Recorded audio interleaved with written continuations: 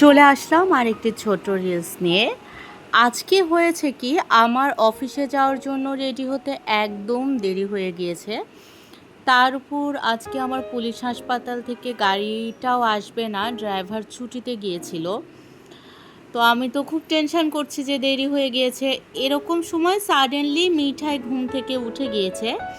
অন্যান্য দিন হয় কি, আমি যখন অফিসে যাই মিঠাই তো ঘুমিয়ে থাকে। আজকে উঠে জেদ ধরেছে মাম্মামের সাথে অফিসে যাব। তো মেয়ে যখন কান্নাকাটি করে এরকম, আমার আসলে ওকে, আমার কেন কোনো মায়েরই ছেড়ে যেতে ভালো লাগবে না। তো আমি চিন্তা করলাম দেরি তো একটু হয়েছে, আর একটু না হয় হোক, আমি মিঠাইকে আজকে আমার সাথে করেই নিয়ে যাই।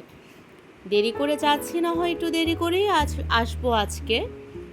তারপর তো রাকিব ভাইকে ফোন দিলাম, তাড়াতাড়ি করে রাকিব ভাইও চলে আসলো। মাম্মি মিঠাইকে একটি ডিম খাইয়ে দিল, তাড়াতাড়ি করে মাথায় একটুখানি পানি দিয়ে স্নান করে দিল।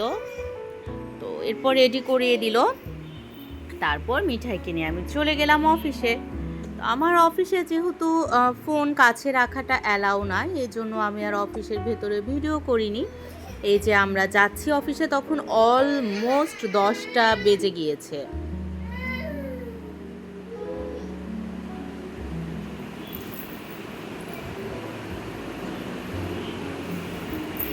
অফিস থেকে ফেরার সময় এটা ভাবলাম যে মিঠাইকে নিয়ে কিছু খাই। তো একটা স্ট্রিট ফুডের দোকান ছিল, ওখানে আমরা মা মেয়ে বসে পড়লাম। একটা চিকেন, ওটাকে মিট বক্স না কি বলে ওটা অর্ডার করলাম। আর একটা হচ্ছে মাঠা। এই যে চলে এসেছে মিট বক্স। আমি আসলে ফাস্ট ফুড একদমই পছন্দ করি না। তারপরেও ওখানে ফাস্ট ফুডেরই দোকান ছিল, অন্য কোনো আইটেম ছিল না। তো মিঠাই তো খেলোই না, আমাকেই খেতে হইলো। আমার ডায়েটের অবস্থা 12টা বেজে গেল আর কি। আর শুধু নট অনলি ফর ডায়েট, এগুলো আমরা পছন্দও করি না। আমি ফোনটা সামনে রেখে দিয়েছিলাম, আর এই যে ভিডিও হচ্ছিল। জলের যে বোতলটা ছিল ওই বোতলের সাথে রেখে দিয়েছিলাম ফোনটা আর কি।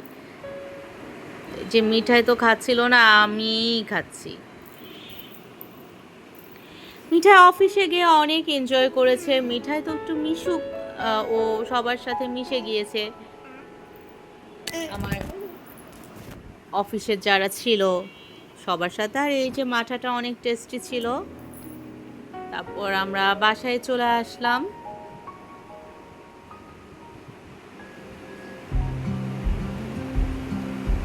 মিঠাই অনেক খুশি ছিল।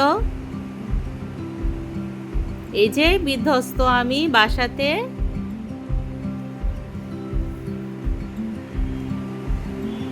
মাম্মির জন্য একটা আইটেম নিয়ে এসেছিলাম।